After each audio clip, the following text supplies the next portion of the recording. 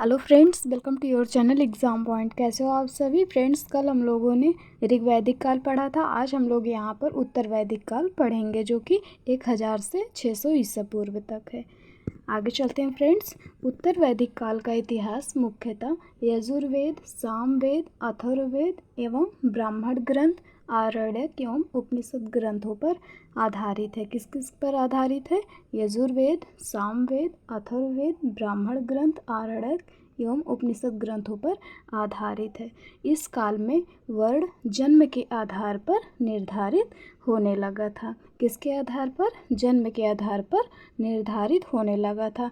इस काल के लोग लोहे के हथियारों का प्रयोग करते थे। मतलब यहाँ पर लोहे का प्रचलन था आपके उत्तर वैदिक काल में। ठीक, आगे चलते हैं फ्रेंड्स। इस सभ्यता का विस्तार गंगा यमुना दोआब तक विस्तारित हो गया था। उत्तर वैदिक काल में आजीविका का मुख्य आधार कृषि हो गया था। क्या हो गया था? कृषि हो गया था। आगे चलते हैं। शतपथ ब्राह्मण में कृषि की चारों क्रियाओं जैसे जुताई, बुआई, कटाई एवं मड़ाई का उल्लेख हुआ है। काठक संहिता में 24 बैलों द्वारा खींचे जाने वाले हल का उल्लेख मिलता है। काठक संहिता में आपके 24 बैलों द्वारा खींचे जाने वाले हल का उल्लेख मिलता है। कृषि और विविध शिल्पों में प्रगति के कारण उत्तर वैदिक कालीन लोग अस्थायी निवास बनाने लगे। मतलब वो खुद का अपना घर बनाने लगे।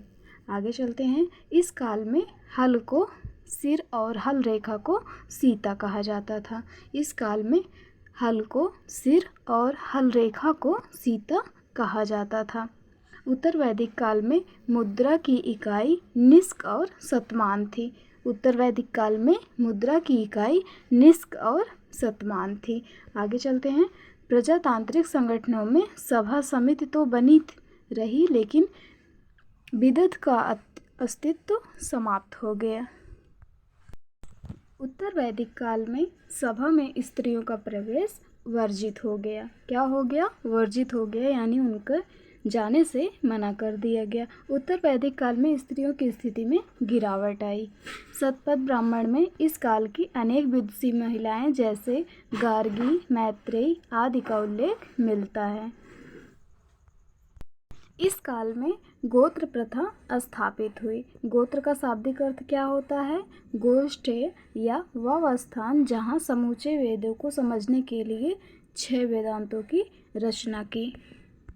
गोत्र क्या होता है? वह स्थान जहाँ कुल का गोधन पाला जाता है, लेकिन कालांतर में ही एक ही मूल पुरुष से उत्पन्न लोगों के समुदाय में यह अर्थ शब्द रूढ़ हो गया। गोत्र क्या होता है? वह स्थान जहाँ कुल का गोधन पाला जाता है। ठीक। पूषण जो पशुओं का रक्षक देवता था, अब शूद्रों का देवता हो गया है। उपनिषदों में स्पष्टता यज्ञों तथा कर्मकांडों की निंदा की गई है तथा ब्रह्म की एकमात्र सत्ता स्वीकार की गई है। आगे चलते हैं फ्रेंड्स। वेदों को समझने के लिए 6 वेदांगों की रचना की गई है। कौन कौन से हैं? शिक्षा, निरुक्त, ज्योतिष, कल्प, व्याकरण, छंद। शिक्षा वेद का अंग का नाम है नाक, निरुक्त यानी कान, ज्योतिष नेत्र, कल्प हाथ, व्याकरण मुख, छंद पाँव। कौन कौन से वेदांग हैं? शिक्षा, निरुक्त, ज्योतिष, कल्प, व्याकरण और छंद। इसमें से बहुत बार पूछा जा चुका है कि निम्न में से वेदांग कौन कौन से हैं। आगे चलते हैं। 6ठी शताब्दी ईसा पूर्व में धार्मिक आंदोलन। सबसे पहले बौद्ध धर्म के बारे में पढ़ेंगे। बौद्ध धर्म के संस्थापक गौतम बुद्ध थे। बौद्ध धर्म के संस्थापक कौन थे? गौतम बुद्ध थे। इनका जन्म 563 ईसा पूर्व कपिलवस्तु के लुम्बिनी वन रुम्मनदेई नामक स्थान पर हुआ था। कहाँ पर हुआ था? लुम्बिनी वन नामक स्थान पर हुआ था। कब हुआ था? 563 ईसा पूर्व कपिलवस्तु के लुम्बिनी वन। और इसके संस्थापक कौन थे? गौतम बुद्ध थे। आगे चलते हैं। गौतम बुद्ध के बचपन का क्या नाम था? सिद्धार्थ था। गौतम बुद्ध के बचपन का नाम सिद्धार्थ था। इनके पिता का नाम शुद्धोधन तथा माता का नाम माया देवी अथवा महामाया कोलीय गणराज्य की कन्या थी। शुद्धोधन शाक्यगढ़ के मुखिया थे। शुद्धोधन शाक्यगढ़ के मुखिया थे, यानी इनके पिता शाक्यगढ़ के मुखिया थे। गौतम बुद्ध के जन्म के बाद इनकी माता की मृत्यु हो गई थी, अतः इनका लालन पालन इनकी मौसी प्रजापति गौतमी ने किया। किसने किया था? प्रजापति गौतमी ने किया था। इनका विवाह 16 वर्ष की अल्पायु में यशोधरा, अन्य नाम इनका गोपा या बिंबा के साथ हुआ। ठीक, किसके साथ हुआ? यशोधरा के साथ हुआ। कब हुआ? 16 वर्ष की अल्पायु में। गौतम बुद्ध के पुत्र का क्या नाम था? राहुल था। गौतम बुद्ध के पुत्र का नाम राहुल था। सांसारिक दुखों से व्यथित होकर सिद्धार्थ ने 29 वर्ष की अवस्था में गृह त्याग कर दिया। इस काल या इस घटना को महाविनिष्क्रमण कहा जाता है। क्या कहा जाता है? महानिष्क्रमण कहा जाता है। फ्रेंड्स, सिद्धार्थ ने 29 वर्ष की अवस्था में गृह को त्याग दिया, यानी घर को छोड़ दिया, अतः इस घटना को महाविनिष्क्रमण कहा जाता है। गृह त्याग के पश्चात सिद्धार्थ ने वैशाली के आलार कलाम से सांख्य दर्शन की शिक्षा ग्रहण की। इसके पश्चात सिद्धार्थ ने राजगीर के रुद्रकरामपुत्र से शिक्षा ग्रहण की। महात्मा बुद्ध द्वारा सर्वप्रथम 5 ब्राह्मण सन्यासियों को सारनाथ यानी ऋषिपत्तन में उपदेश दिया। उर्वेला में बिना अन्न जल ग्रहण किए 6 वर्ष की कठिन तपस्या के बाद 35 वर्ष की आयु में वैशाख की पूर्णिमा को निरंजना नदी के किनारे पीपल वृक्ष के नीचे इन्हें ज्ञान यानी निर्वाण की प्राप्त हुई। कभी कभी पूछा जाता है ज्ञान का शाब्दिक अर्थ क्या है? निर्वाण है। इन्हें किस वृक्ष के नीचे ज्ञान प्राप्त हुआ? पीपल वृक्ष के नीचे ज्ञान अर्थात निर्वाण की प्राप्ति हुई। ज्ञान प्राप्ति के पश्चात सिद्धार्थ बुद्ध कहलाए। जब इनको ज्ञान की प्राप्ति हो गई, इसके पश्चात ये बुद्ध कहलाए। जहाँ उन्हें ज्ञान प्राप्त हुआ वह स्थान बोधगया नाम से प्रसिद्ध हुआ। इस प्रथम उपदेश को बौद्ध ग्रंथों में धर्मचक्र प्रवर्तन कहा गया। क्या कहा गया? धर्मचक्र प्रवर्तन कहा गया। जब इन्होंने गृह त्यागा था उसको क्या कहते हैं? महाविनिष्क्रमण। आगे चलते हैं। महात्मा बुद्ध ने अपना उपदेश जनसाधारण की भाषा पाली में दिया। किस भाषा में दिया? बहुत बार पूछा जा चुका है, पाली भाषा में दिया। उन्होंने अपने सर्वाधिक उपदेश कौशल की राजधानी श्रावस्ती में दिए। गौतम बुद्ध ने सबसे ज़्यादा उपदेश कहाँ दिया? श्रावस्ती में दिया, कौशल की राजधानी की श्रावस्ती है, यहीं पर उन्होंने अपना उपदेश सबसे पहले दिए और सबसे ज़्यादा दिए। इनके प्रमुख अनुयायी शासक कौन कौन थे? बिंबिसार, प्रसेनजित तथा उदयन थे। कौन कौन थे? बिंबिसार, प्रसेनजित और उदयन थे। 483 ईसा पूर्व में कुशीनगर जिले के कुशीनारा नामक स्थान पर 80 वर्ष की आयु में इनकी मृत्यु हो गई। इस घटना को महापरिनिर्वाण कहा जाता है।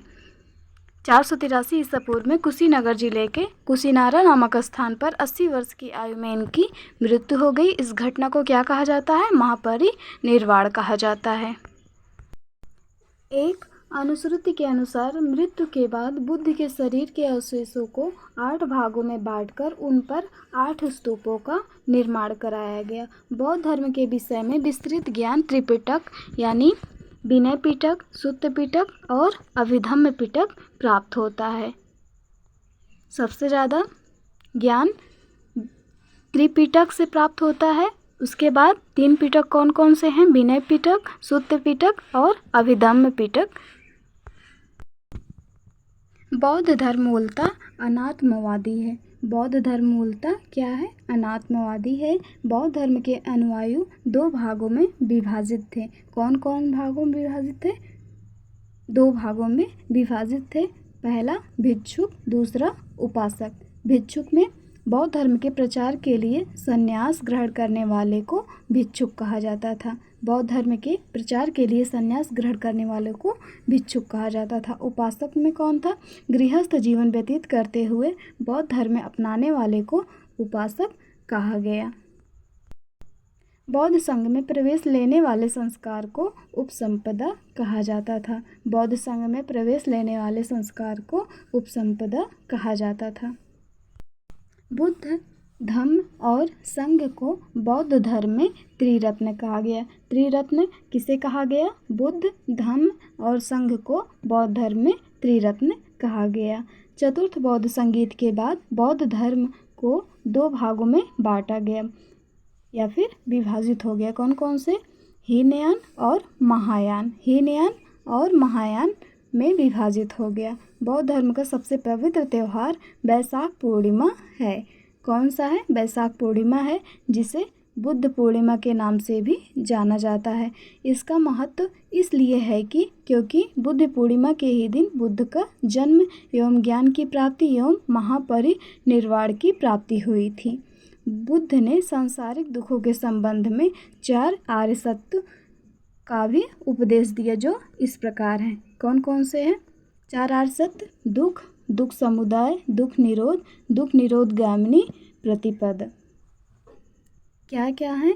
दुख है, दुख समुदाय, दुख निरोध गामिनी प्रतिपद। दुख समुदाय समझने के लिए प्रतीत समूहपात कार्यकारण सिद्धांत की व्याख्या की गई है। सांसारिक दुखों से मुक्ति हेतु बुद्ध ने अष्टांगिक मार्ग की भी बात कही है, जो कि इस प्रकार हैं। कौन कौन से अष्टांगिक मार्ग हैं? आइए देख लेते हैं इसे भी। सम्यक दृष्टि, सम्यक संकल्प, सम्यक वाक, सम्यक कर्मांत, सम्यक आजीव, सम्यक व्यायाम, सम्यक स्मृति, सम्यक समाधि। ये आपके अष्टांगिक मार्ग हैं। अष्टांगिक मार्ग का स्रोत तैत्तिरीय उपनिषद है। बौद्ध धर्म का परम लक्ष्य है निर्वाण, जिसका अर्थ है दीपक बुझ जाना, अर्थात जीवन मरण चक्र से मुक्त हो जाना। बौद्ध धर्म में फ्रेंड्स 4 बौद्ध संगीतियाँ हुई थी। कौन कौन सी और कहाँ पर, और इसके अध्यक्ष कौन थे और किसके शासक काल में हुई थी, इसको भी हम लोग देख लेते हैं। प्रथम बौद्ध संगीति 483 ईसा पूर्व में स्थान राजगृह और किसके अध्यक्षता में? महाकश्यप की अध्यक्षता में, और किसके शासक काल में? अजातशत्रु के शासक काल में हुआ था। और द्वितीय बौद्ध संगीति 383 ईसा पूर्व में वैशाली में, अध्यक्ष इसके थे सर्वकामी और शासक कालाशोक के शासक काल में हुआ था। और तृतीय बौद्ध संगीति 247 ईसा पूर्व पाटलिपुत्र में मोगलपुत्र अशोक के शासक काल में हुआ था। चतुर्थ बौद्ध संगीत ईस्वी की प्रथम शताब्दी कुंडलवन यानी कश्मीर वसुमित्र उपाध्यक्ष अश्वघोष कनिष्क के शासक काल में हुआ था।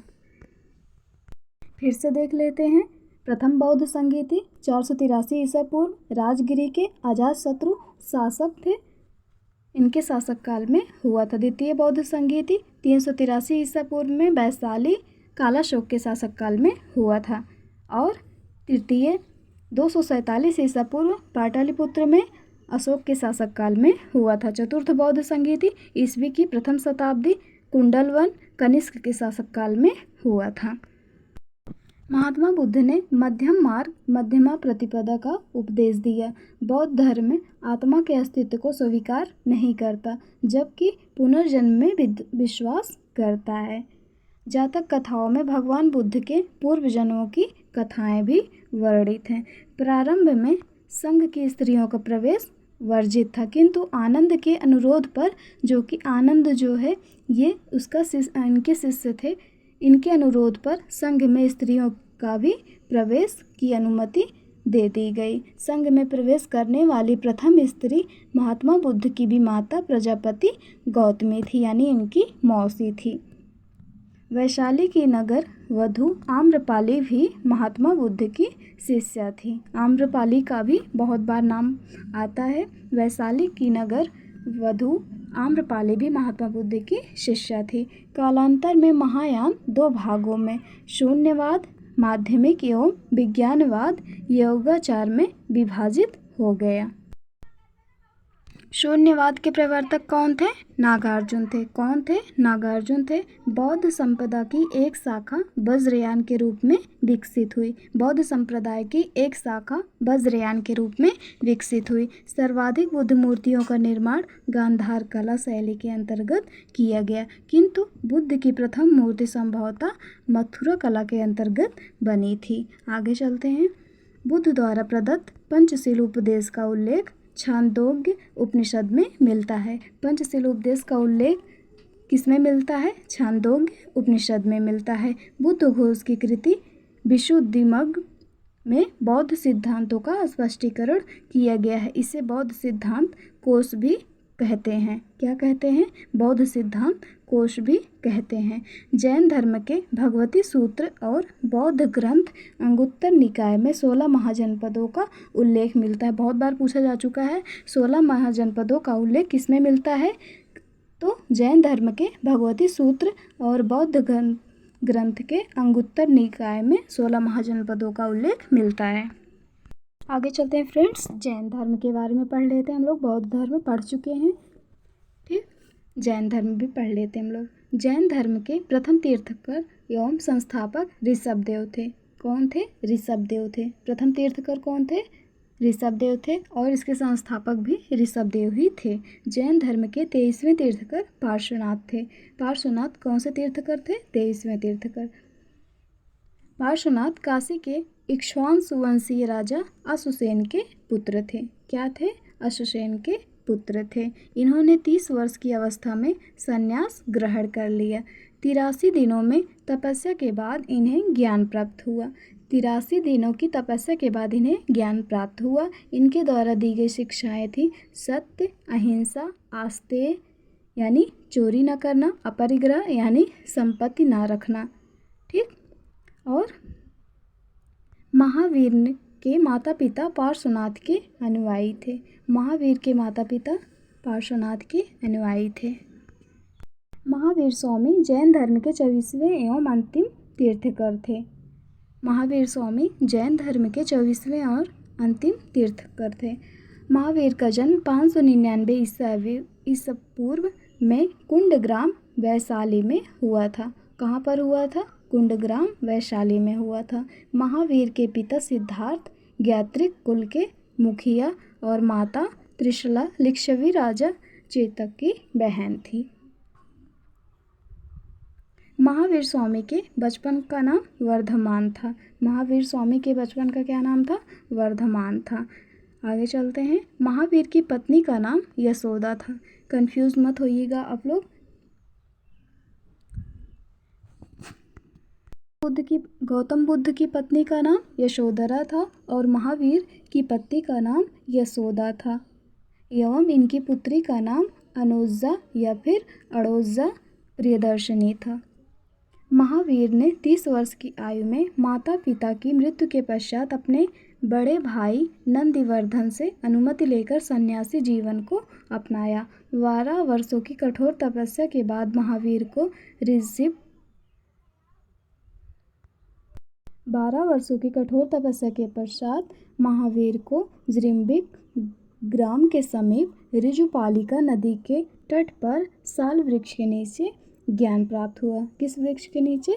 साल वृक्ष के नीचे ज्ञान प्राप्त हुआ। ज्ञान प्राप्त होने के बाद महावीर जिन यानी विजेता, आहर्त यानी पूज्य और निर्ग्रंथ यानी बंधन मुक्त कहलाए। महावीर स्वामी ने अपना उपदेश प्रकृत यानी अर्धमगधी भाषा में दिया। किस में दिया? अर्धमगधी भाषा में। प्रथम जैन भिक्षुणी चंपा नरेश दधिवाहन की पुत्री चंदना थी।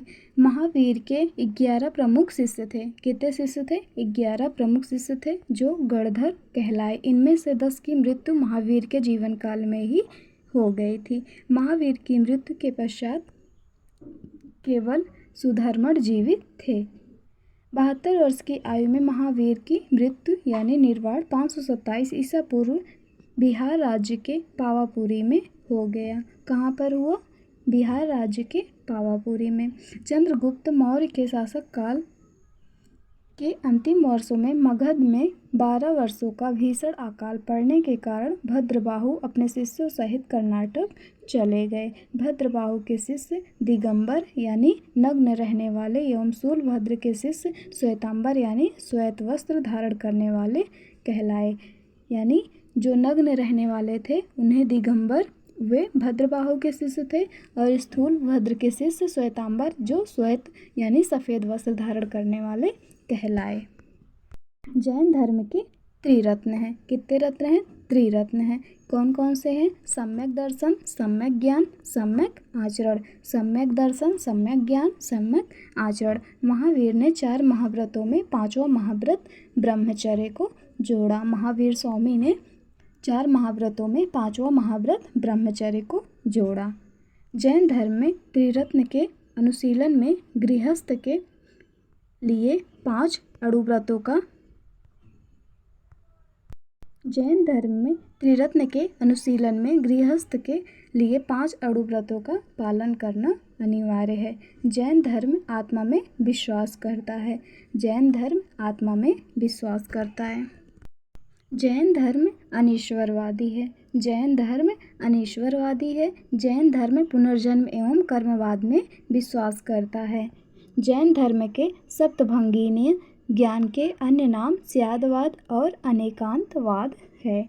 जैन धर्म मतावलंबी प्रमुख राजा उदयन, चंद्रगुप्त मौर्य, कलिंग राजा खारवेल, राष्ट्रकूट राजा अमोघवर्ष आदि थे। जैन धर्म को मानने वाले प्रमुख राजा उदयन, चंद्रगुप्त मौर्य, कलिंग राज नरेश या फिर कलिंग के राजा खारवेल, राष्ट्रकूट के राजा अमोघवर्ष आदि थे।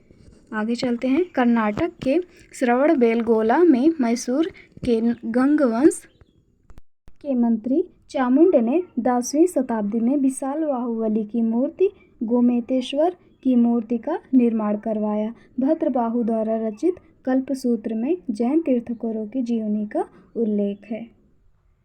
अहिंसा जैन धर्म का आधारभूत बिंदु है। क्या है? अहिंसा जैन धर्म का आधारभूत बिंदु है। 14 फूट यानी पूर्व प्राचीनतम जैन ग्रंथ है। 12 अंगों में जैन सिद्धांतों का संकलन प्रथम जैन सभा में किया गया था। आगे चलते हैं फ्रेंड। 24 जैन तीर्थंकर एवं उनके प्रतीक चिन्ह। तीर्थंकर का नाम यहाँ पर है और यहाँ पर प्रतीक चिन्ह है। ऋषभदेव बैल, अजितनाथ हाथी, संभवनाथ घोड़ा, अभिनंदन का बंदर, सुमतिनाथ का चकवा, पद्मप्रभ का कमल, सुपार्श्वनाथ का स्वास्तिक, चंद्रप्रभ का चंद्रमा, पुष्पदत्त का मकर या फिर डॉल्फिन। क्या है? मकर या फिर डॉल्फिन। और शीतलनाथ का कल्पवृक्ष, श्रेयासनाथ का गैंडा। ये सभी आपके 24 तीर्थंकर एवं उनके प्रतीक चिन्ह हैं। 11 हुए फ्रेंड्स। 12वां देखते हैं। वासुपूज्य, ये आपके भैंस, विमलनाथ का शुकर, अनंतनाथ का बाज, धर्मनाथ का वज्र, शांतिनाथ का हिरण, कुथुनाथ का बकरा, अहरनाथ का मछली, मल्लीनाथ का कलश, मुनिसुवत का कक्षुआ, नामीनाथ का नीलकमल, नेमिनाथ का शंख। आगे देख लेते हैं। पार्श्वनाथ का सर्प का फड़ और महावीर स्वामी का सिंह था। पार्श्वनाथ का बहुत बार पूछा जा चुका है फ्रेंड्स। पार्श्वनाथ का प्रतीक क्या था? सर्पकर्ण। और महावीर स्वामी का सिंह था। आगे चलते हैं फ्रेंड्स। जैन साहित्य को आगम सिद्धांत कहा जाता है। जैन साहित्य को आगम या फिर सिद्धांत कहा जाता है। महामस्तकाभिषेक जैन धर्म का एक प्रमुख महत्वपूर्ण उत्सव है जो कि 12 वर्ष के उपरांत एक कर्नाटक राज्य के श्रवणबेलगोला में आयोजित किया जाता है। कहाँ पर किया जाता है? श्रवणबेलगोला में। आगे फ्रेंड्स हम लोग शैव धर्म पढ़ेंगे। कहाँ से? शैव धर्म के बारे में चर्चा करेंगे। फ्रेंड्स हम लोगों ने बौद्ध धर्म, जैन धर्म को पढ़ लिया। आगे हम लोग कल शैव धर्म के बारे में चर्चा करेंगे फ्रेंड्स। तो आपको आज की क्लास कैसी लगी कमेंट बॉक्स में ज़रूर बताएं। Thank you.